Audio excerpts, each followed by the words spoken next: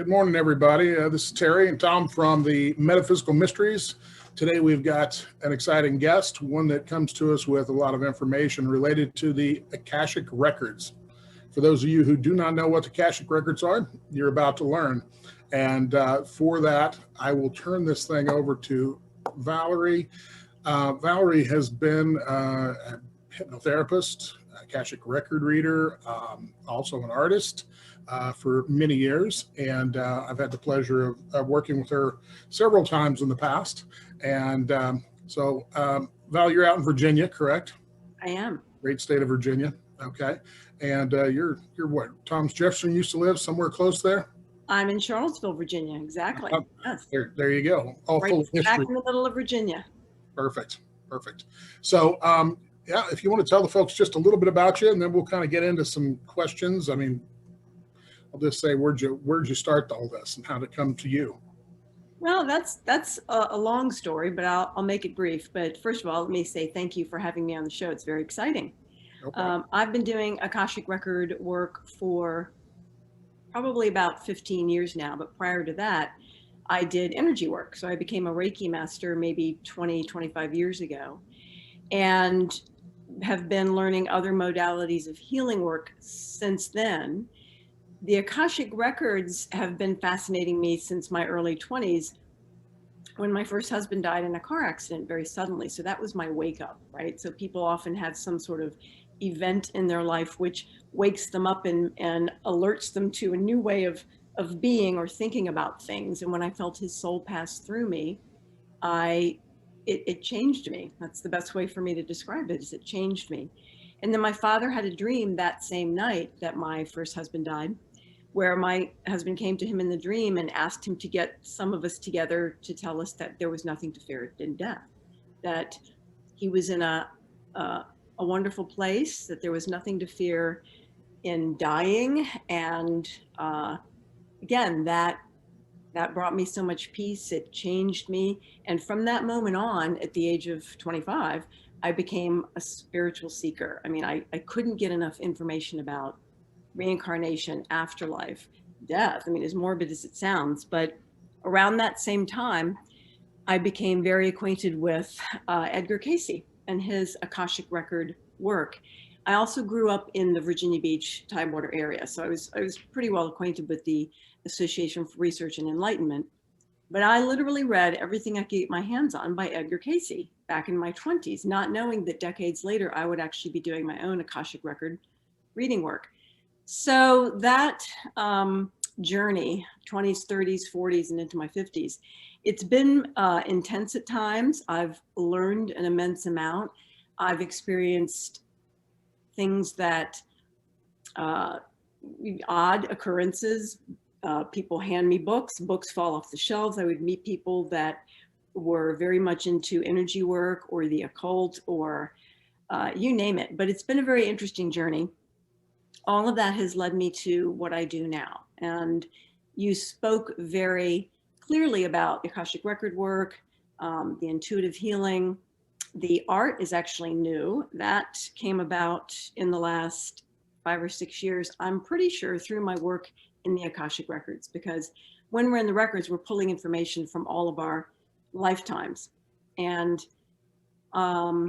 I feel that in many other lifetimes, I was a creative person in some way, shape, or form. And it's kind of culminated in this lifetime where I'm able to tap into a feeling or somebody's energy, and I'm able to translate it onto paper or canvas or whatever. So I'm going to stop you. I'm going to stop you for just a second for the folks that are brand new to the Akashic Record and the term Akash or Akashic, Sanskrit, for what we would know as the Book of Life. From a Christian perspective, they talk about your name being in the Lamb's Book of Life, biblically. And so Edgar Cayce, of course, being quite a Christian fundamentalist, actually, this was news for him when he got it in his.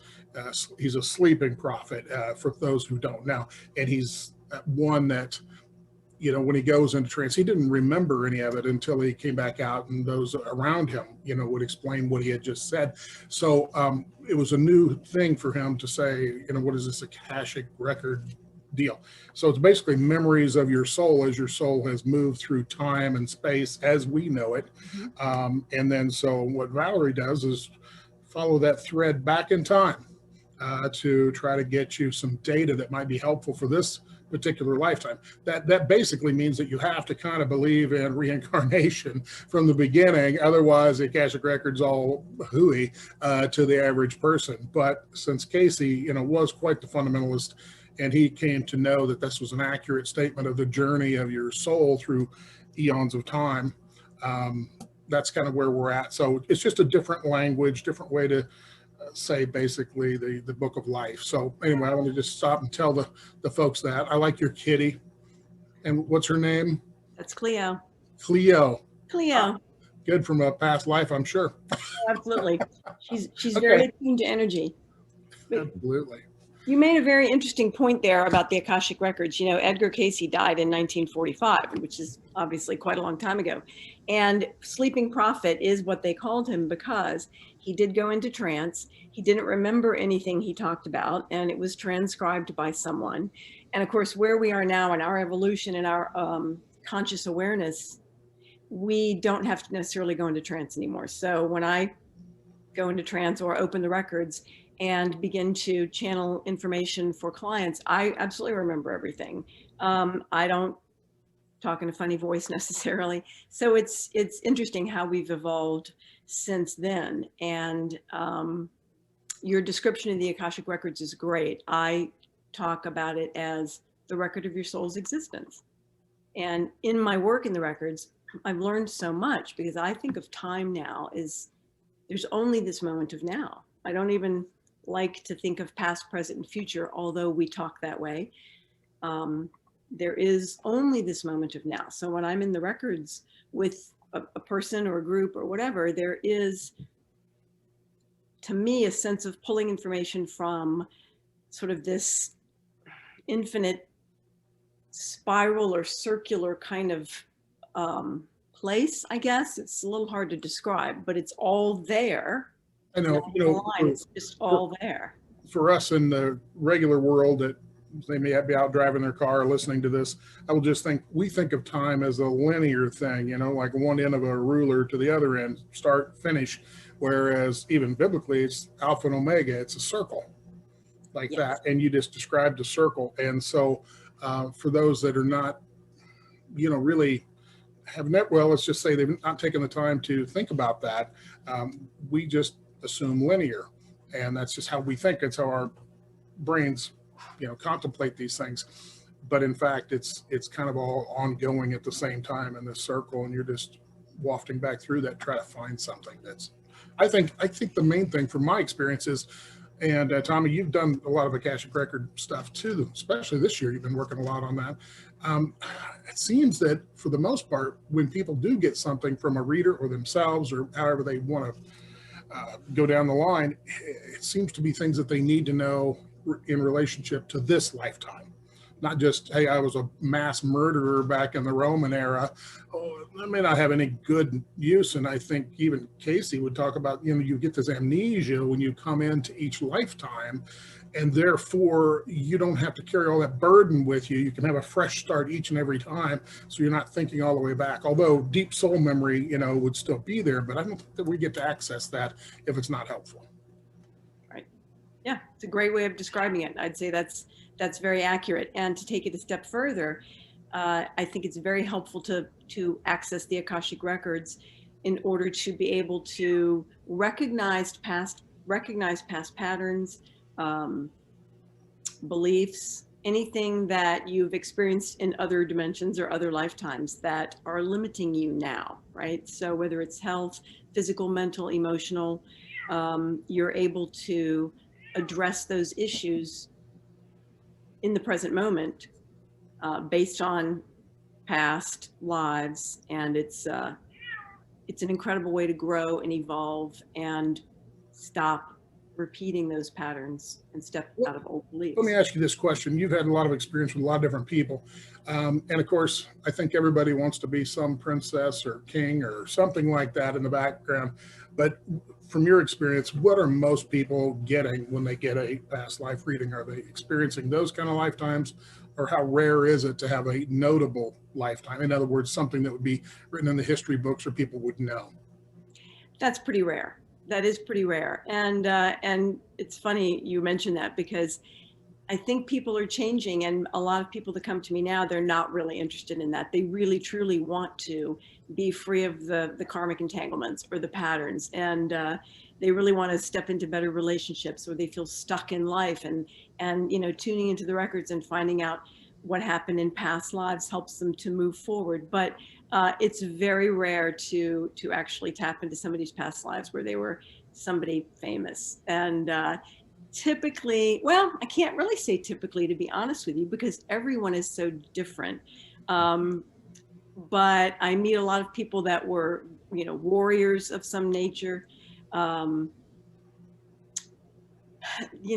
Gosh, you've been and done everything in your existence. You've been and done everything. It's all about the experience. So you've been the perpetrator, you've been the victim, you've been rich, you've been poor, you've been male, you've been female.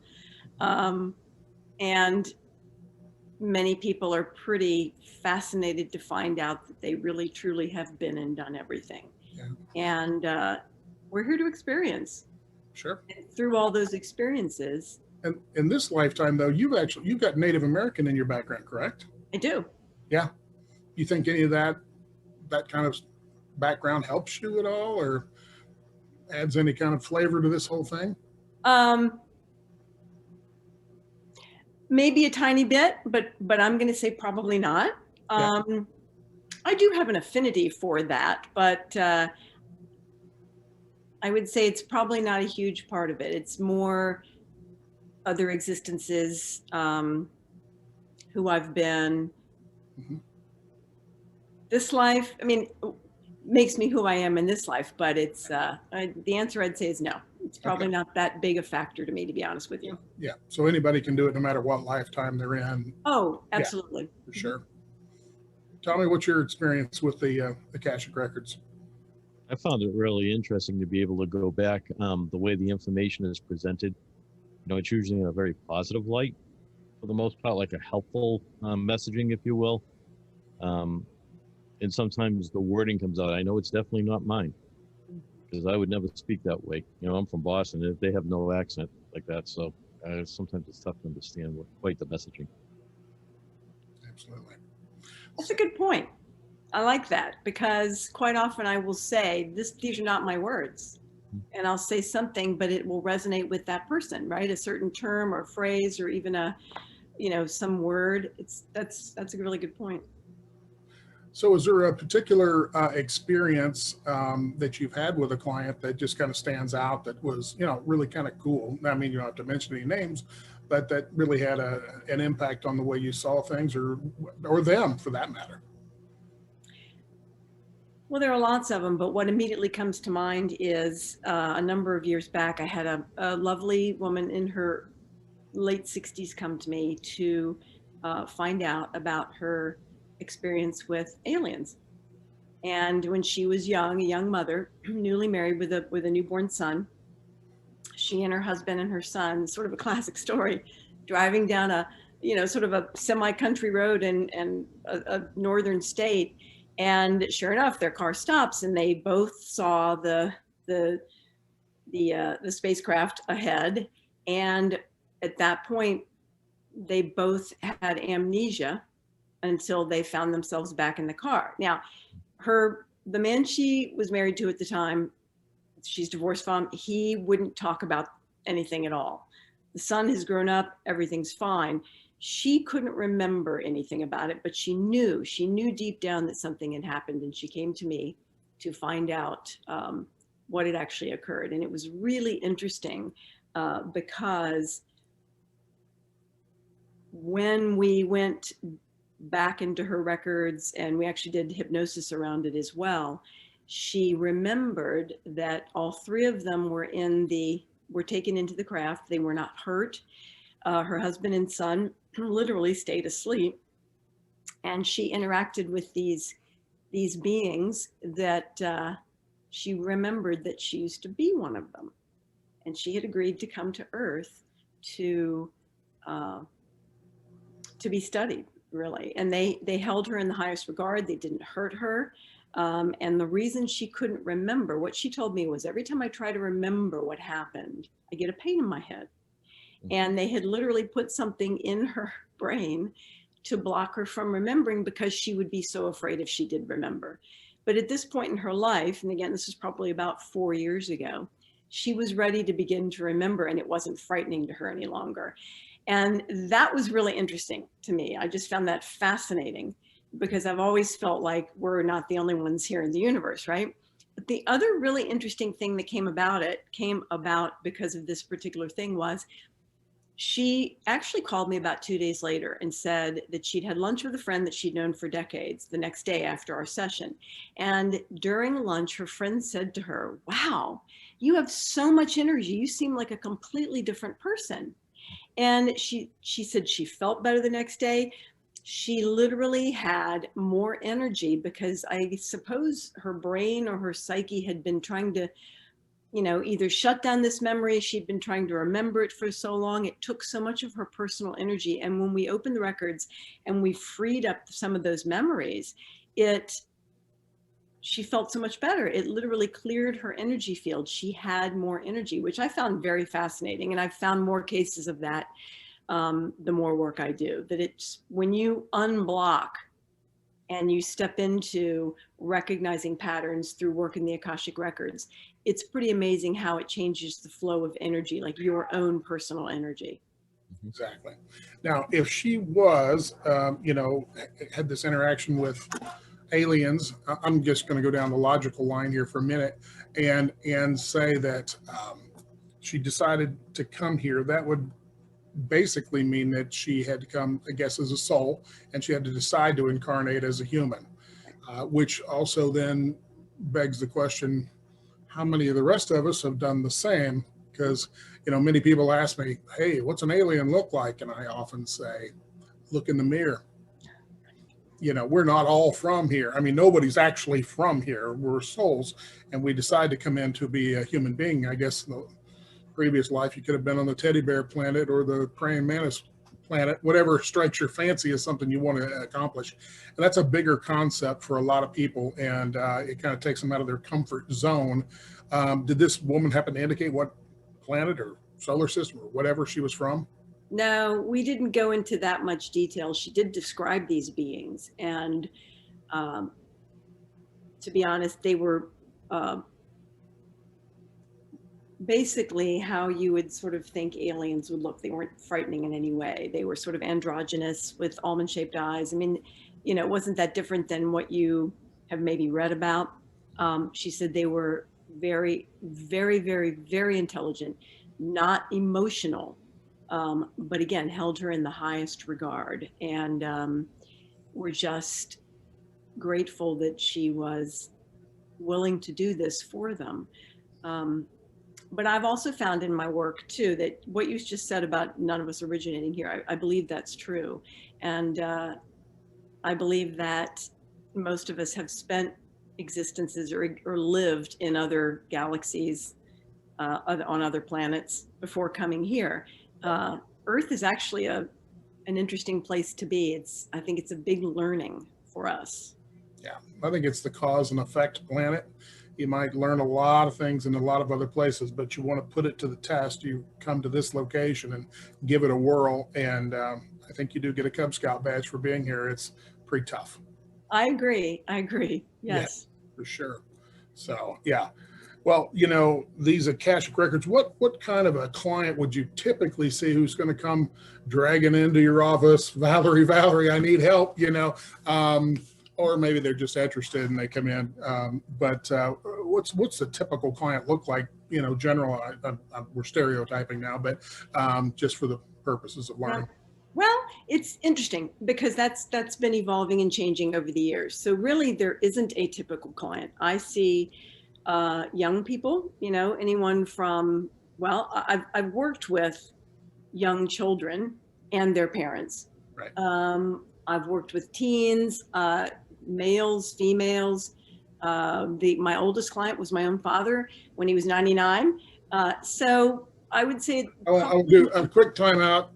Her father was a World War II vet, flew in the planes, bombers over Europe. So hats off to him for his service. I know he's gone now, but we appreciate his But service. I know he appreciates it. Yeah. So yeah, we very much appreciate it, and to live a 99-year life. Wow. So hats off to him. Go right ahead. Sorry, I had to interrupt. Give a little veterans shout out. That's fine. So I would say most of my clients are women, but that is also changing. I get more and more men. I actually do have, a fair amount of people that come in, couples. I've actually worked with whole families. But somebody will typically come to me who's feeling stuck. So what does that mean? Stuck in life, stuck in some form of creativity, relationship, work, all of the above. I get a fair amount of people that have come to me for physical symptoms. They can't figure out what's going on. And then there are curiosity seekers, and there are people who just actually want some sort of holistic health. I have regulars, which is great. I have people that I see once a month, once every couple of weeks. And that's always interesting because we can go deeper and deeper and deeper into whatever's happening in their life. You just work through the layers and the levels. And I love the opportunity to work with people over a period of time because you really make a lot of progress, and it's gratifying to see that progress. So it's hard to say what kind of person shows up. Gotcha. So if somebody was to come into you, are you the one that's doing the reading? Do they go into any kind of state of hypnosis? Do they just sit and watch? How do they participate, if at all? If you're going to be the reader for them, they come in, or what are they supposed to do? Just sit there, or are they go into a little state of hypnosis themselves, or what do they do? Well, it depends. So I actually offer hypnosis within the Akashic Records. I also just offer an Akashic Record intuitive healing session. So if we're doing hypnosis, then I'm actually going to take them into the induction phase, and it's going to be different because they're going to go very deep into their own subconscious, and we're going to do that. So that's one.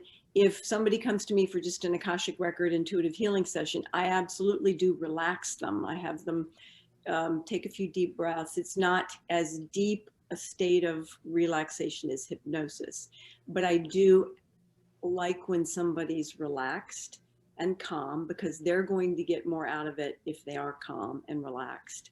And there is a dialogue. So whether or not you're actually in hypnosis or you're just here for an Akashic Record reading and intuitive healing, you are going to be dialoguing with your guides, answering questions, sharing what's going on. But I also talk a lot, especially in an Akashic Record intuitive healing session. I will actually channel information from their guides to them. Okay. And do you tape these, or they take notes, or both? Or I don't tape them. With smartphones now, honestly, I don't mind if people record. Right. At all.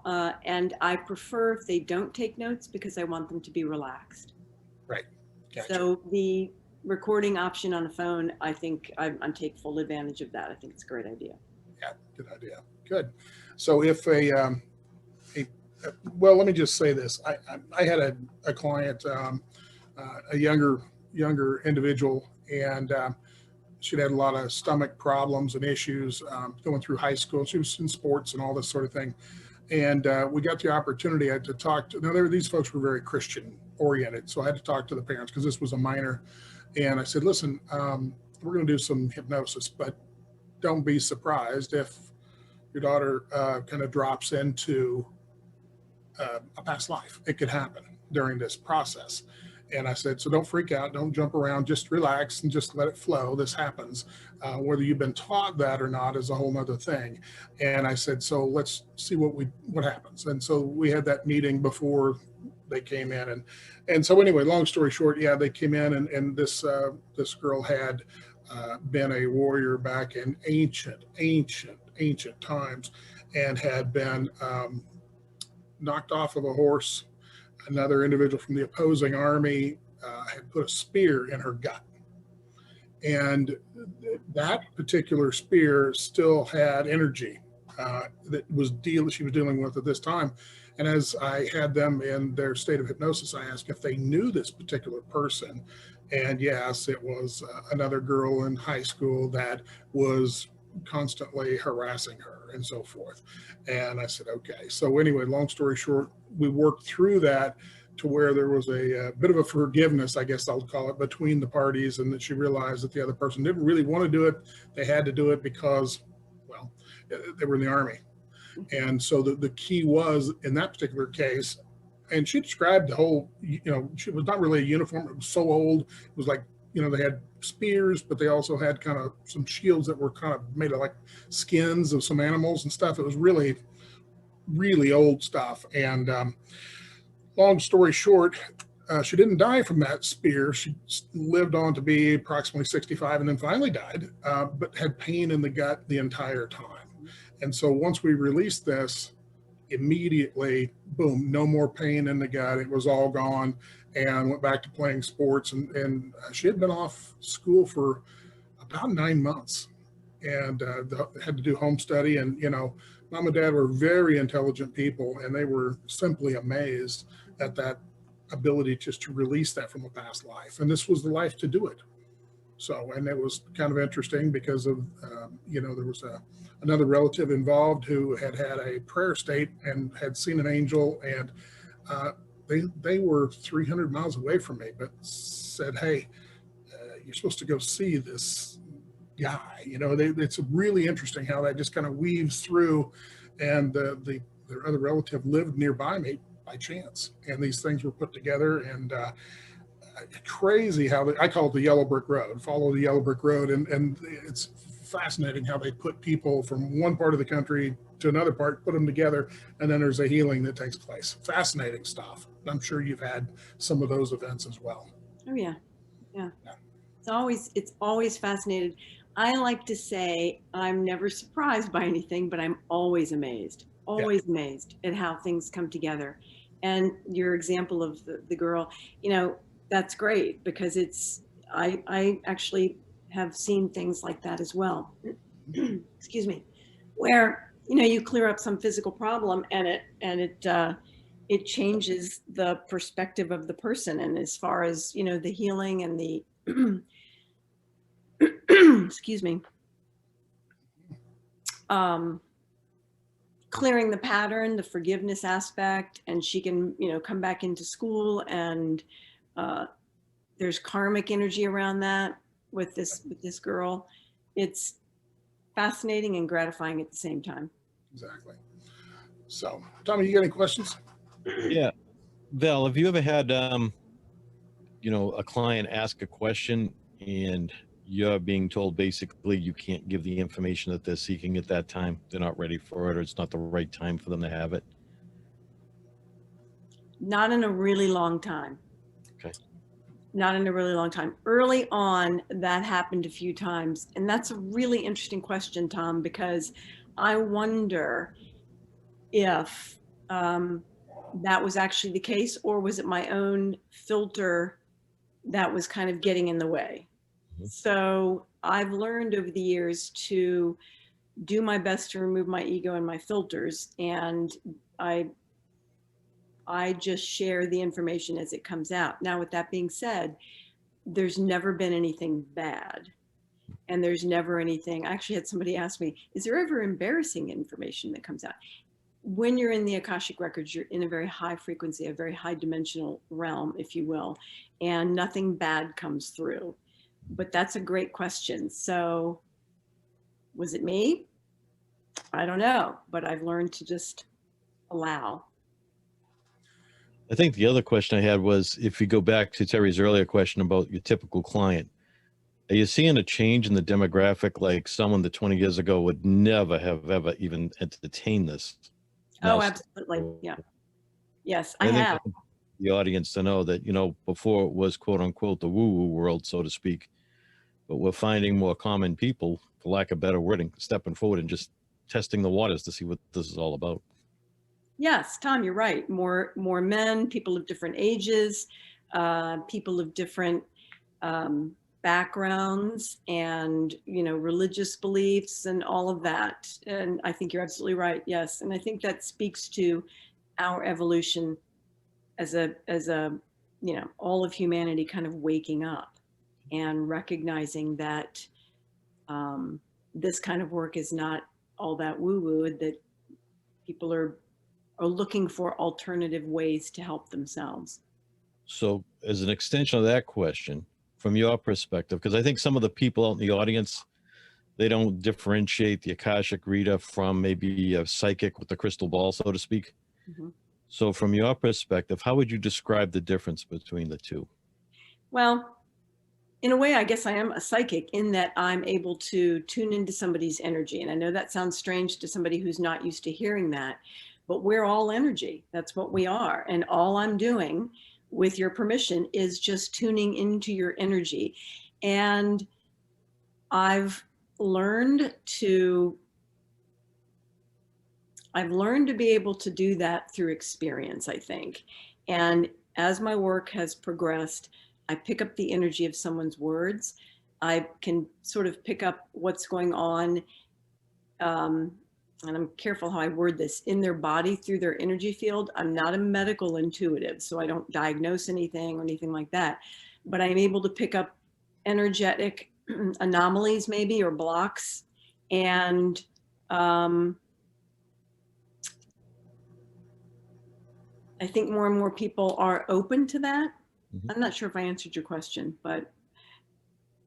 No, I think it gives it a good differentiation, because I think people, they need to see that there is a difference between them. Yes. So thank you for that. I needed to get back on the path there. So people used to go to, I think, to psychics to maybe have their future told, to be told what to do. I need to know what to do. I need to know what my future holds. So first of all, within the Akashic Records, it is the record of your soul's existence. There's everything there. So we're picking up energy from the past and the future to help you to focus on the now.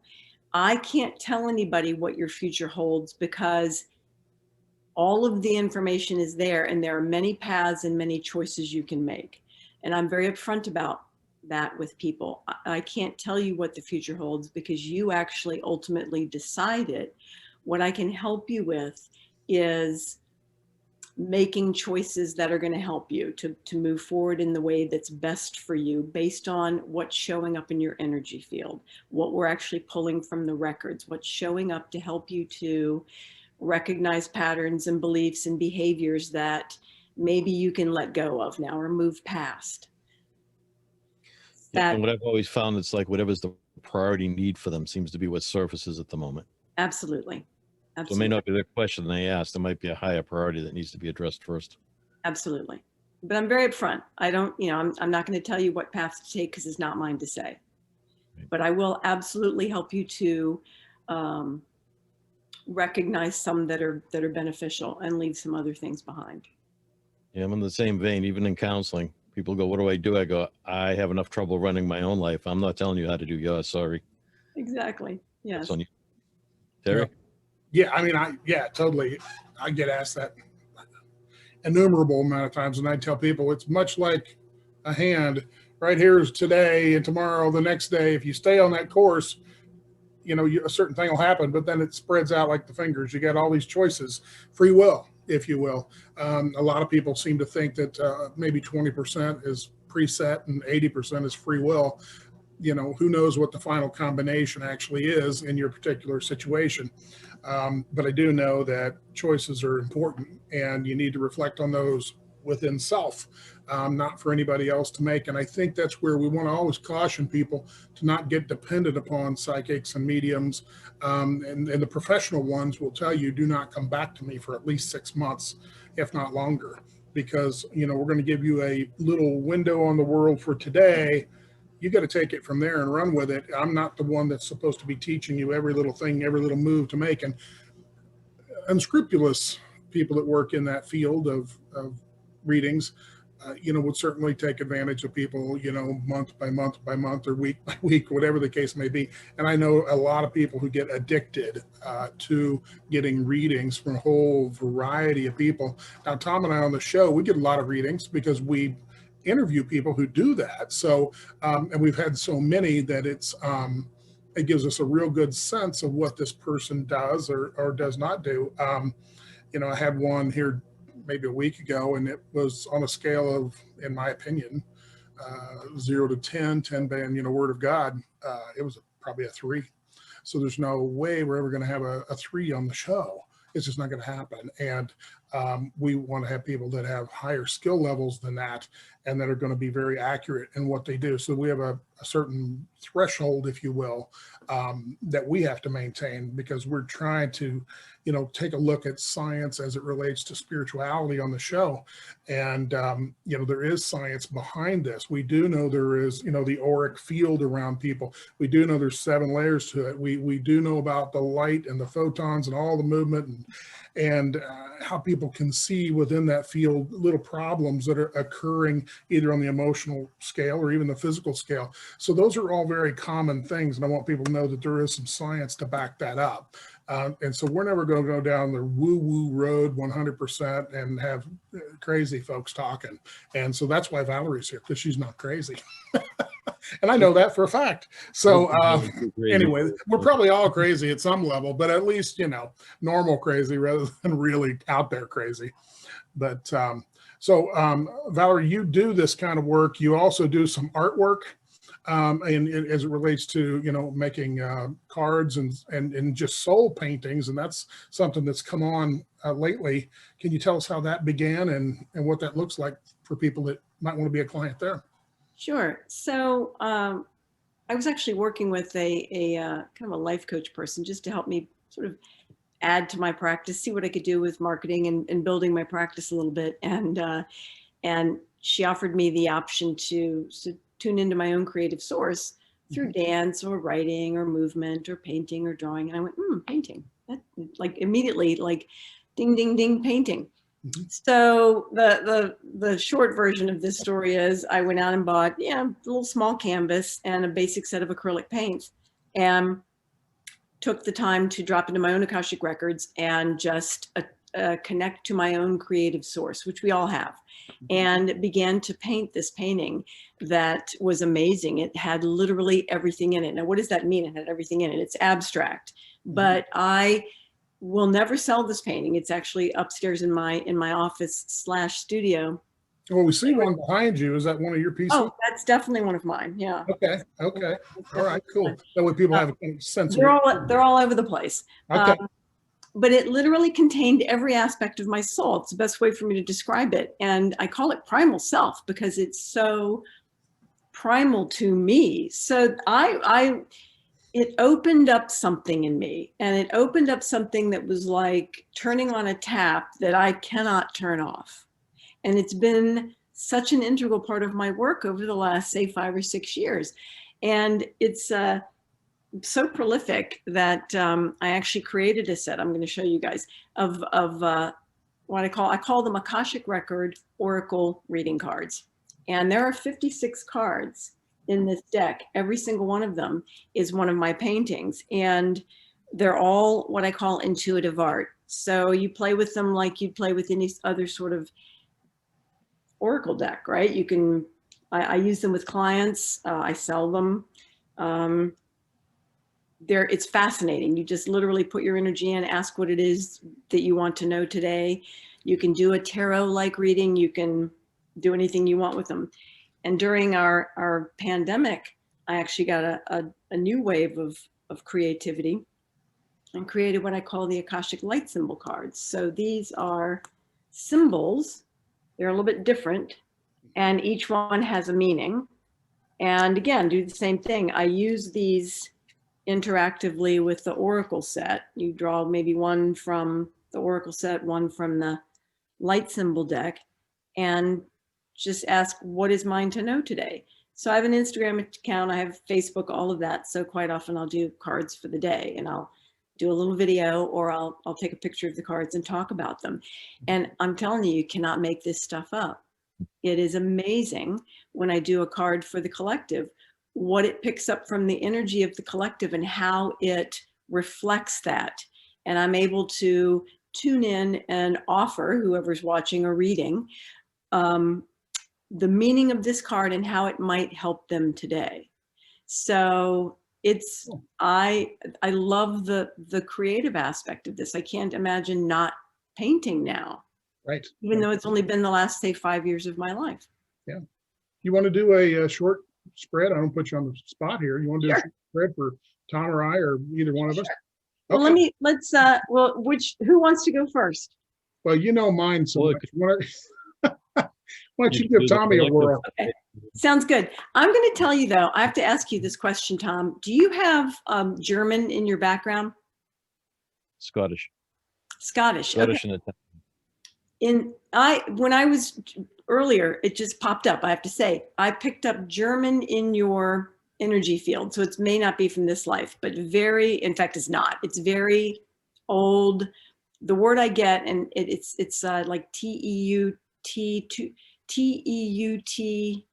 Teuton or something. Is that like an ancient German? Yep. So Yes. you have that in your energetic background. I see you. Sorry, I'm just going to jump in here because it's showing up. This is what I see you as, like a German soldier, and you're very stern. You're very strict, and you commanded an army, and you felt this desire to be very stern and very strict, but it actually you were not like that at your core. You didn't like being in command. It was actually very hard for you, but you were able to step out of your fear of that and become very you earned respect. You earned respect in that way, and that has actually stuck with you. This I'm going to try to describe it right. This feeling of needing to earn respect and having to step out of your comfort zone in order to do that. Does that make any sense to you at all? Mm-hmm.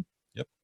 It's the most important thing, I think, in leadership. It's not about the accolades or the money. It's about whether the troops in the end of the game respect you. Mm-hmm. That's really the win. Yep. So that aspect is stuck with you. And I think that it's made you a very respected and strong person and I think you feel much more comfortable in that role now. Would you say that's correct? Oh yeah, I've been in that many times over the last years. Yeah. So that had to come out. That came up earlier, and I wanted to share that with you. So thank you for letting me do that. Thank you. So when we do a card reading, when we're not in person, what I'm going to ask you to do, I'm going to hold the deck and I want you to just put your energy into it. And when you feel like your energy's in it, let me know. And I'm just going to mix it up a little bit and see what comes out for you. So we're intending.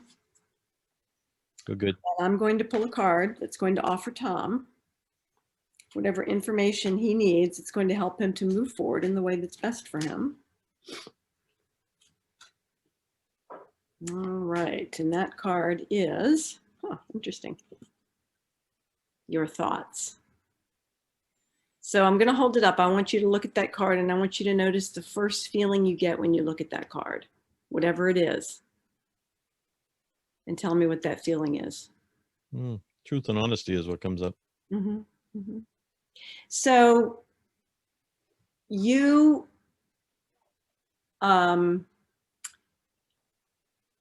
hold your thoughts in high regard, and that sounds kind of funny. But it's not like an ego thing. It's like you're very conscious of your thoughts. You actually know that your thoughts create your reality, correct? Mm-hmm. Mm-hmm. Yes. So this is a confirmation, I think, of kind of what I said a moment ago about your sense of integrity and all of that. I feel like this speaks to that. This is confirming to you that your thoughts are, they create your reality, that you put a lot of thought into your thoughts, right? And this has served you well and will continue to serve you well. Does it make sense? Yes, it does. So the next thing I'm going to do is I'm going to have you do the same thing. We're going to ask that whatever you pull out of the light deck is going to complement this. Okay. So same thing. Just put your energy into this deck. Okay. Okay. I'm going to pull a card from the light symbol deck that's going to offer Tom what he needs in order to move forward in the best way for him. This one doesn't want to come out quite as easily. Let's see.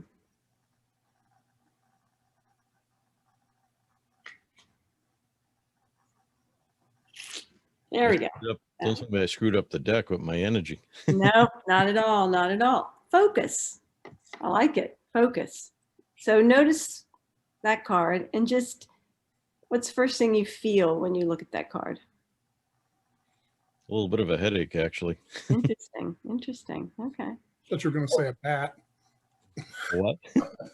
Never mind. So it's interesting, the headache. So I want to put some emphasis on that headache for a moment. Where do you feel it in your head?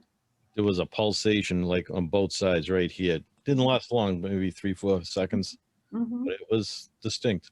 Mm-hmm. Means your brain's about to explode, Tom. Yeah. Probably schoolwork. I'm just tuning into that. Something, you know, I'm going to say something shifted because I don't know a better way to explain it, but something freed up there. So, you know, whatever you're putting your focus on, and of course, I love this card because it's your thoughts, right?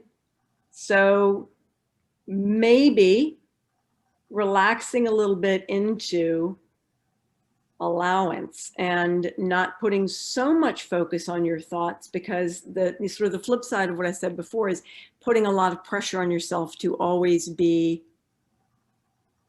on the up and up and on the straight and narrow. And that goes back to what I said earlier about this German soldier. You're very stern, you're very strict. I feel like you're very stern, you're very strict with yourself.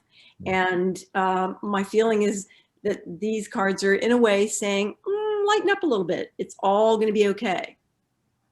Like, I think that vacations. Some of the pressure to release of putting so much focus on your thoughts and making sure that you are thinking and doing the right thing always, because your thoughts are coming from a place of grace, which is compassion and gratitude and forgiveness. And when you are when your thoughts are originating from that place of grace, they're always going to go out and meet other like thoughts, and you're going to manifest in your life exactly what you need in any given moment. So it's an interesting reading. It's saying, yes, you're right. You're doing all the right things. At the same time, take the pressure off a little bit. So. Okay. Makes sense. I get it. Thank you. That's pretty cool. You're very welcome.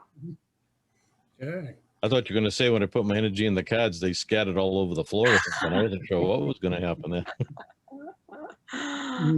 So, Valerie, if somebody wants to get a hold of you, you know, to either purchase the cards or get a reading or otherwise maybe even get a piece of art, what do you prefer that they get a hold of you? What, by email? Well, I have all kinds of things. I have a website, and on the website, I have a link to an Etsy shop.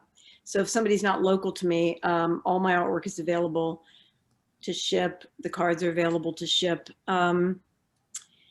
So probably the easiest thing to do would be to give you my website, because all the information can be found there. You can find my email address there, my phone number there. I can do all of my work via Skype, Zoom, phone. I'm trained to do hypnosis even, you know, via Skype or Zoom. I also see in-person clients in Charlottesville. I'm willing to travel a small, you know, certain distance to see clients. So I can certainly give you the link to my website. Sure, absolutely. Why don't you tell folks what your website is, and then if they want to take it down, we'll also put it up, you know, on the podcast here so they can get to it. But just is that the Fig Leaf website or it's email? The figleaf.net. So THEFIGLEAF.net. And that's going to have all the information. Okay, awesome. It also has the artwork that you sell there as well, correct? Well, I do have some photos on there, but it's going to have a link to the Etsy shop, which is going to have the available artwork on it. And it also has a link to Facebook and Instagram, and I always post the art on those places. Yes. And Valerie shot me over some time ago a picture of Phoenix rising. Mm-hmm. And that one, and I'll send that to you, Tom. You can pop it up on the podcast, and so that it's so people can get an idea of what this looks like. So, and I know Valerie did some work for my wife and myself, actually, artwork. some time ago, back, I think in the original days. Exactly. Those, oh, absolutely. Very early on. Yeah, we were in Virginia Beach, and I think that's when that took place. So I think I ended up with 12 pieces or something like that. It went on and on. It did.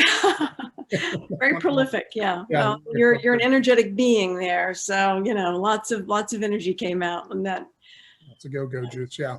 So, well, you know, I tell you what, I think if people haven't learned anything, they weren't paying attention, because, you know, we've learned what the Akashic Records are, learned what a card reading looked like, and kind of the clients that are generally in there. So it sounds to me as though, you know, if folks are interested in these past lives, and I know since Valerie does hypnosis as well as just Akashic Record readings, you know, there's lots of different ways to get to these past lives that people are very interested in. And for those out there in Virginia, that would be a really fine resource to have. And I know you've done some people that are fairly well known in the world. And so I just want to point out that Valerie does excellent work. So from personal experience, I can say that I highly recommend her. And so Tom, is there anything you want to say before we wrap up here? Yeah, I just want to thank you for being with us today and, you know, sharing that information with everyone. And I would tell the audience, if you're so inclined, give it a try. You might be shocked at what actually comes through, and, you know, how you interpret that and how you adjust your life accordingly. So it may be insightful. You may walk away going, I knew that, but most people, there's a little bit of a twist to the game after they get that reading. So I would suggest, you know, give it a shot if you can. Any closing thoughts, Valerie? Well, thank you both for having me on the show. This has been great fun. I've thoroughly enjoyed myself, and I welcome any questions, and I look forward to doing this again sometime. Yeah, should be fun. Great. Well, for all of us here at the Metaphysical Mysteries, we thank you for joining us today, and we'll be back next week with another enlightening guest, and who knows what that'll be. Maybe one of those aliens Valerie talked about. But anyway, we'll still be here. So I want to appreciate everybody for tuning in. See you next time.